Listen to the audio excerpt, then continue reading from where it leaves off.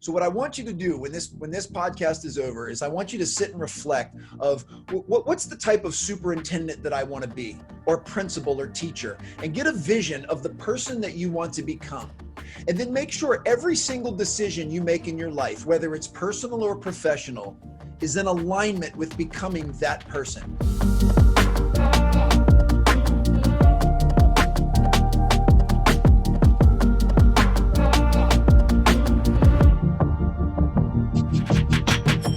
Hey everybody, welcome back. Tom Murray here, the season finale for season 2 of Future Ready's Leading Through Unprecedented Times. And I am absolutely fired up for this episode to have my good friend, Alan Stein Jr. joining us today. Now, Alan, before we get started, I'm going to point it out from the get-go. You are the first non-educator in the podcast. And if I'm a superintendent principal that's listening to this, I'm thinking Alan Stein Jr. to wrap up season 2, but I'm wrapping up, Alan, with you for a reason. So welcome to the podcast. I'm so excited to have you here. Thank you for joining us. Can you give a quick intro who you are? And we're going to dive into part of your story, but also dive into some words of advice and encouragement for superintendents and principals who are totally under the storm right now. So Alan, let us know who you are. Well, Tom, I share your excitement, man. I'm so thankful to be here with you and love all of the work that you do and the message that you put out. While I'm not an educator per se, both of my parents were in elementary education. My mother as a first grade teacher and my father as a principal for over 30 years before they retired. I am the product of a public school right outside of Washington, D.C., and I'm now the proud father of 3 children that are in the public school system here in Montgomery County, Maryland. So while I may not be an educator, I am a strong advocate for all superintendents and teachers and principals and everyone that gives of themselves for children. My journey spent most of my time in the sports world, and I had an opportunity to work with some extremely high performers in the NBA. And what I do now is take the strategies and disciplines and mindsets that I learned from them and show folks the highest utility ways to apply that to what they're doing. So while I may not be a superintendent or principal, I'm very confident that these strategies and pillars will certainly apply and serve your audience. And it's exactly why I asked. So you are somebody, if I were to start throwing out names of Steph Curry and Kobe Bryant and Kevin Durant, I mean, you are talking about some of the most elite performers that deal with some of the largest stages, some of the best ever out there that are constantly under pressure. And here's the thing, our superintendents, our principals, our school leaders are under such pressure right now. They are taking it from every angle. They are punching bags in their community. Every decision that they make seems to be wrong by somebody. You're seeing op-eds, things online, tweets. There's even harassment that I've seen online. And they are trying to make the best decisions for kids that they can. They're trying to take information from health and their community to do we open, do we not reopen? Do we do it online, do we not? And so they are in complete adversity. And when I think about your work and being a performance coach for some of the best out there that deal with truly some of the most difficult levels of out there from a sports pressure end, there's so many parallels to our principals, to our superintendents and the work they're doing. So talk to me, if you would, about these elite performers that you've worked with and really how do they channel continuing to lead, continuing to do what they need to do with all this pressure? Because I'm connecting with soups and principals every day, and I'll be real, they're struggling. Every day is a challenge. Every day is bringing adversity. How do those elite folks that you work with do it? And what advice there do you have for our superintendents and our principals as they're leading through adversity? Well, the very first step is something that you know so well and you talk about to just such an amazing degree, and that is stay connected to your purpose and your why. Like, wake up every day and don't forget why you do what you do. There's no argument right now that the storm is really, really rough, and that connection to your why and your purpose is even more important. Another thing that's vital is to make sure you continually insulate yourself with an inner circle of people that are not just positive and optimistic, but people that you know have your back, people that you know you can trust, people that you know will still hold you accountable and help you see your blind spots, but you know that they're in this with you. A good portion of the criticism that superintendents and principals will receive are by people that are outside of that bubble. And while you certainly want to be open and listen with an empathetic and compassionate ear, you don't need to try and please those people. You said something incredibly powerful just a moment ago about serving the kids. Like, make sure you have your order of operations of what it is that you're trying to accomplish. Make sure that the decisions you are making and the vision that you have is in the best interest of the children that you serve, of your teachers and everybody that's on your staff, of your greater community, and just make sure that you're constantly focused on doing what's right for those groups. And if that doesn't please everyone, then that's something that you're going to have to live with, and stay strong to your convictions that you are doing what's right. And most importantly is just wake up every day with a winner's mindset of, I'm going to do the best I can with what I have where I am. Every single day when you wake up, just make this promise to yourself: I'm going to do the best I can with what I have where I am. I know that so many people listening to this right now are severely handcuffed with so many limitations. Budgets are getting cut. There's decisions that are being made above your head that you have nothing to do with. So whatever your situation is, just do the best you can with it. Stay connected to your why and to your purpose, and make sure you're always in service of the groups that are most important. And if you can do that, I know that you have what it takes to weather this storm. Absolutely. And Alan, I'm so proud to be an educator. I'm so proud to work along superintendents, principals, truly some of the most dynamic people on the planet, hardworking people on the planet. Here's what I'd love to know. Like, you have dealt with and coached some of the most elite performers on the planet, people that will be in Hall of Fames. Their jerseys are on the backs of other people. They're just household names, from kids to adults, all know who they are.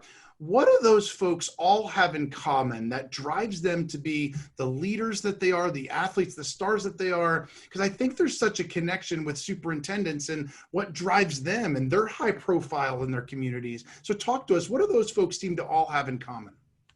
The very first thing is something I learned firsthand from Kobe Bryant back in 2007. When I asked him what was the secret to him being so polished and such a great basketball player, and he said that it was he never gets bored with the basics. He said that his secret to mastery of his craft is that he loves the fundamentals and he doesn't get bored with the basics. And the reason that's so applicable to anyone listening, if you're a superintendent or a principal or a teacher, I want you to take a few moments after we're done, and I want you to reflect on what are the basic pillars that if you were to master those traits and those characteristics during the unseen hours, it would provide the foundation for you to be absolutely elite at what you do. And figure those things out.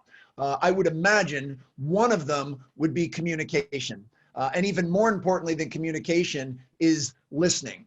I've found that listening is one of the most important skills, not only for folks in education, but anyone that's a leader in any walk of life.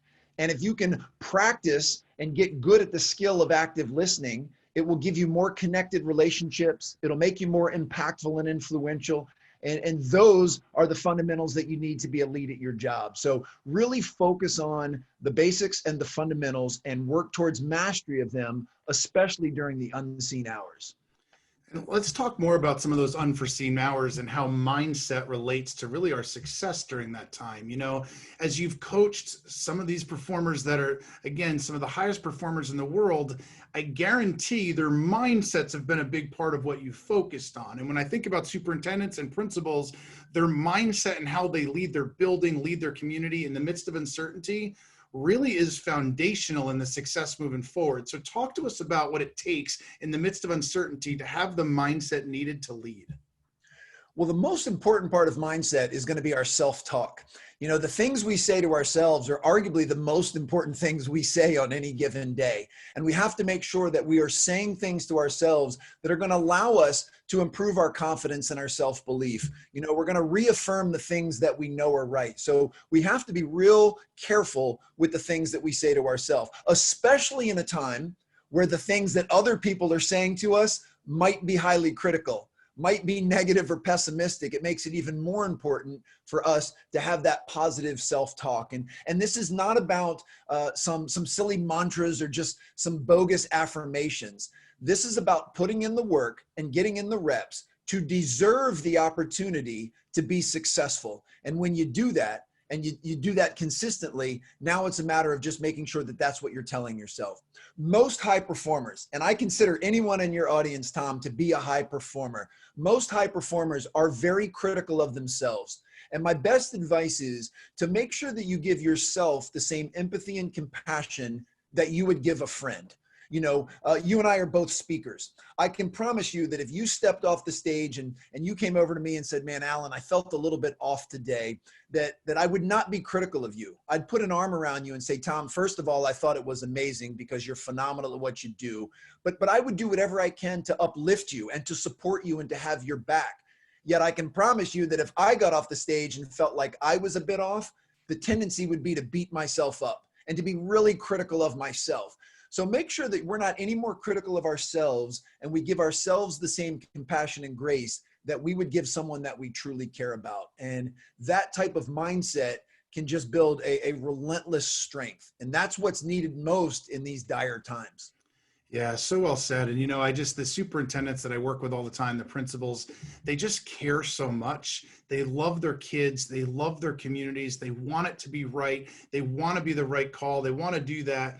And I think you're spot on in that, like, I know I'm guilty of that too, being just really hard on themselves. And at a time of uncertainty, that's literally every day dealing with adversity, things are going to happen. Now, let me have you address this, you know, almost this notion of some people feeling like they're out of their league. I heard you tell a story one time about Steph Curry, where he went to this basketball camp and people didn't necessarily know who he was and didn't look like he fit in, and kind of now look where he is today. I'm betting that a lot of principals, a lot of superintendents, especially those, I talked to one the other day, literally is on week 2 of being a principal in the midst of a global pandemic. Like, not just trying to figure out how to do a master schedule, doing the 54th iteration of the master schedule, feeling like maybe they're in over their head, feeling like maybe I don't belong here. Maybe I shouldn't have taken that leadership job. Maybe the superintendent role, the shoes were too big, bigger than I realized. And I heard you share that story about Steph. Can you share part of that? Because I really think that relates with, well, what does it take to fill those shoes, fill them well, and actually bring it and be one of the best? Because I really think some people might be feeling a bit underwater right now. For sure. What I'll do is I'll let me say a couple things first, and then I'll close with that story to put the bow tie on what you're asking, because you said something incredibly insightful there. One, first and foremost, just remember that no matter how you're feeling, you are not alone. If you think that you're the only superintendent that feels a little in over your head, or the only superintendent that's really anxious about the uncertainty, trust me, you're not. In fact, I'm willing to bet that a vast majority of people listening to this share those same emotions. Another thing that you have to remember is emotions are fleeting, and emotions are designed to inform us, not direct us. Just know that on any given day, your emotions are going to ebb and flow just like the proverbial roller coaster. What's most important are your standards of excellence. Standards are more important than emotions, because your emotions are going to go up and down, but we need to make sure your standards of excellence and your habits are as consistent as possible, so that even on the days where you're feeling low, that will still allow you to perform at your best. So we have to remember that standards over feelings, and that emotions in general are just information. Don't let them dictate our behavior. And that way, you'll be sure to give your best effort and have your best attitude, even on the days where you're feeling a little off or you're in a low mood. See, if you only perform well when it's convenient, or when you feel like it, or when you want to, then you won't be a high performer. So we have to learn how to keep our emotions in check. And that doesn't mean resist them. It's okay to have these different emotions and feelings. Just know that your standards are going to be more important than that. And what you were referencing was Stephen Curry, actually, after his sophomore year at Davidson, was a camp counselor at the Kobe Bryant Skills Academy that was held out in LA by Nike. And yeah, Steph at that time, this was before he blew up on the national scene, and people didn't quite know who he was because he didn't have the same resume or physical stature of the other players. But I could tell immediately that there was something different about this kid. At the end of the very first workout, he came up to me. We had never formally met before. And he said, "Coach, will you rebound for me? Because I don't leave the gym until I swish 5 free throws in a row." For anyone that doesn't play basketball or hasn't played basketball, just know that is an incredibly high standard, because a swish is a perfect shot. And Steph wasn't going to leave until he swished 5 in a row. And if memory serves, I don't think it ever took him longer than 12 or 15 minutes to do that. And the reason he will go down in history as the greatest shooter of all time is because he's willing to hold himself to an unparalleled standard. And he would do that at the end of a good workout. He'd do that at the end of a bad workout. He'd do that when his confidence was at an all-time high. He'd do that when he was feeling a little bit low, because he didn't let his emotions sway his standards or his habits. And that's really something that I want you superintendents and principals and teachers to know. You're going to have some good days and you're going to have some bad days, but maintain that level of excellence with your standards no matter what, and you will be unshakable. Powerful words there. I love that story. I loved as you shared that, because I didn't know where you were going with it originally. And then you bring, well, the person I'm talking about is, well, somebody that's going to go down as one of the best ever, because of the bar that they set. And what I love about educators is they set that bar high. They have high expectations for themselves. But I do know it's easy to question those things in the midst of uncertainty. And so how can we control those things out there in the midst of so much chaos, in the midst of so much uncertainty? They're dealing with their governor changing things 3, 4, 5 times. So then they turn and they've got to be the bad guys to their community. There's so many uncertainties there. How can we focus on the things that they can control?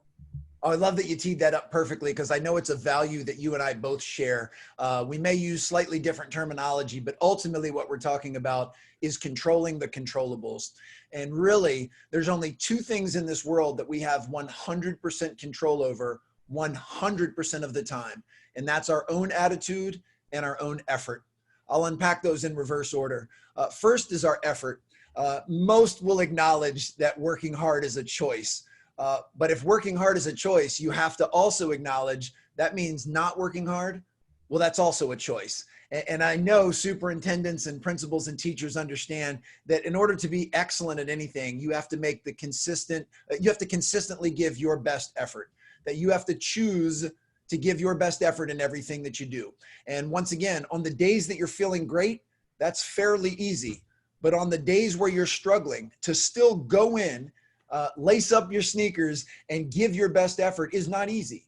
But keep in mind that being a superintendent, a principal, or a teacher is not easy. That's why you all are so valued in our society. You guys are literally game changers, but we have to learn to give our best effort no matter what.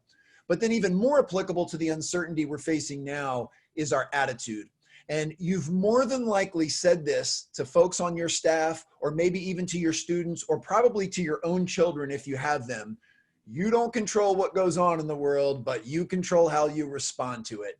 And that's probably the best medicine for all of us to take right now. No matter what comes at you, COVID related or not, you choose, you and you alone choose how you're going to respond to that. And if you can learn to take a breath, depersonalize it, and decide with great clarity a response that's going to help move you forward and improve your situation, well, that's what high performers do. But I want to caution you, the easiest default, especially when times are adverse, is to choose to complain, to make excuses, or to blame someone or something. And now is the easiest time in the world to do that.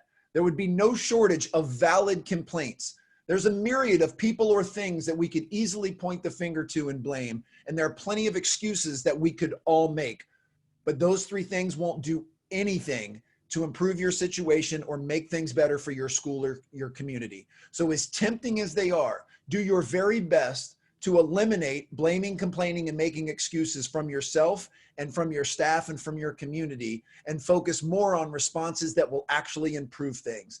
And please know that I say with a smile, that is very easy to say and very, very challenging to do. But once again, I know you guys are up for the challenge because you are the Kobe Bryants of what you do.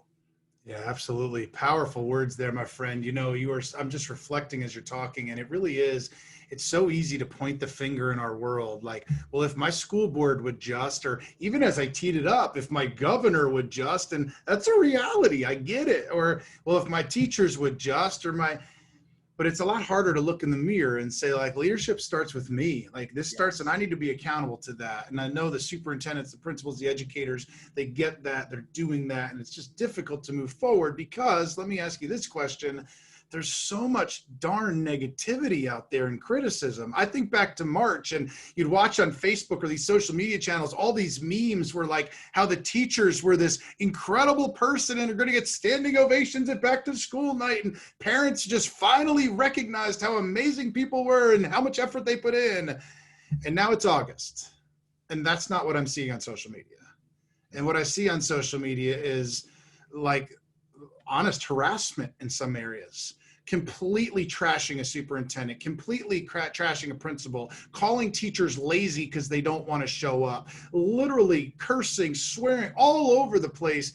It is not a fun place to be, opening up social media and be like, what do you think of the average educator right now? What do you think about your superintendent's decision? Of course, some people absolutely support and understand that they have not slept in months because they're doing what they can to make the best decision. Just like on the court, when you were working with a Kobe or a Steph, like, I've been to games before, sporting events, and the crowd isn't always so kind after they miss a shot or lose a game or whatever. So talk to us about, when you're coaching those types of elite players, or now if we're coaching superintendents and principals, that negativity is there. And it's going to be there for the foreseeable future, no matter how elite they are in their roles. How do you help them? Well, the most important thing is making sure you have some type of filter of who you need to listen to and who you should listen to. There is so much noise in the world right now, not only just with the global pandemic and with what's going on in education, but anytime it's an election year, there's going to be additional noise going on. There's so much noise. You have to learn how to sift through it. You said it perfectly. The way you're treated as an elite athlete on the night you score the game-winning shot versus the night you miss the game-winning shot, I mean, it's polar opposites. But those guys have learned that you have to take the good with the bad. That if you are going to puff out your chest a little bit when everyone's cheering for you, then you have to be willing to take some of the criticism and negative noise. Now, if you're strong-minded and you have the mindset that we mentioned earlier, and you focus only on your own attitude and your own effort, and you stay connected to your why, and you insulate yourself with a great inner circle, you can make sure that a lot of that negativity does not penetrate. Because you have to realize the more level you can be, the better. Don't get too high when things are going great, but absolutely don't get too low when they're not. And you just have to stick to your convictions and know that really you don't have anyone to answer to other than the children that you serve, your colleagues and your coworkers, and your staff and your community. Ultimately, those are the groups that are most important. And if anyone within those groups does have some feedback that you believe that through discernment would be helpful to you making a better decision, then stay open to it. This is not about being closed off to feedback.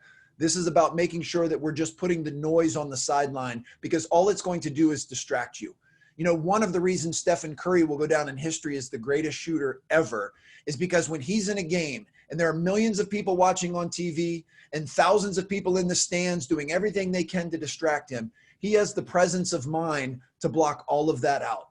And in his mind, it's no different than just being, in a gym by himself back in Charlotte, North Carolina, like he used to do as a youngster. And he's able to block out those distractions. So that's what I'm hoping for anyone listening to this right now. Do your very best to insulate yourself and protect your mind so that you can block out all of the negativity and distractions and stay the course, because we need you to do that. We're counting on you to do that. And I know you guys are up to the challenge. Absolutely. Wow. Incredible words there. So finally, last piece, and I know you got to run. You are somebody that you speak to some of the largest companies in the world, people at Nike and all across some of the largest companies out there. I want to give you an opportunity to speak to educators with one piece of advice. Here we go. It's go time. It's game time. They've run out onto the court. Students are coming. Maybe it's virtual. Maybe it's hybrid. Maybe it's in person. What's one piece of advice you have for superintendents and principals and educators right now as that game for them this year begins, as they launch a new school year? What do you got? Just remember that how you do anything is how you do everything. And the reason the Kobe Bryants and the Kevin Durants and the LeBron James and the Stephen Currys are such elite players is because they practice being elite in everything that they do. They never turn that switch off. So what I want you to do when this podcast is over is I want you to sit and reflect of what's the type of superintendent that I want to be? or principal or teacher, and get a vision of the person that you want to become. And then make sure every single decision you make in your life, whether it's personal or professional, is in alignment with becoming that person. Ask yourself before you do anything, is this going to take me closer to being that superintendent, or is this going to take me further away? And then obviously your goal is to make sure that you can, as consistently as possible, don't be worried about perfection, just worry about progress, but as consistently as possible, can you make decisions that are in alignment with being that superintendent? You know, I would assume you want to be a superintendent with a high emotional intelligence, who can regulate his emotions or her emotions and deal with adversity. Well, if that's the superintendent you want to be, and you get an email from a disgruntled parent, and your first reaction is to write them back and give them a piece of your mind, just take a breath and go, is this the type of response that the person I want to be would send? And most likely it's not. And then you can just hit delete, take another deep breath, and know that you're working towards being that person. And then lastly, I'll leave this. This is the question I ask myself every night before I go to bed. I say, I just traded 24 hours of my life for the progress that I made today. Am I happy with that trade? And if you can put your head on your pillow most nights and say, yes, I'm happy giving up a portion of my life for the advancement that I made today, then you'll know you're going in the right direction. And considering you all are literally leading our future, leading our young people, it's so important that you can say that every single night. And please know that I'm rooting for you. And no matter what noise or criticism you hear, a very heartfelt thank you to everything that you all are doing. That's Alan Stein Jr., everybody. Alan, it is an honor to call you a friend. Thank you for your words of encouragement. Thank you for the incredible words for our superintendents, for our principals. For those of us listening, as we wrap up season 2, your story, it's not finished yet. Go get it. Thanks for your time, Alan. Thank you.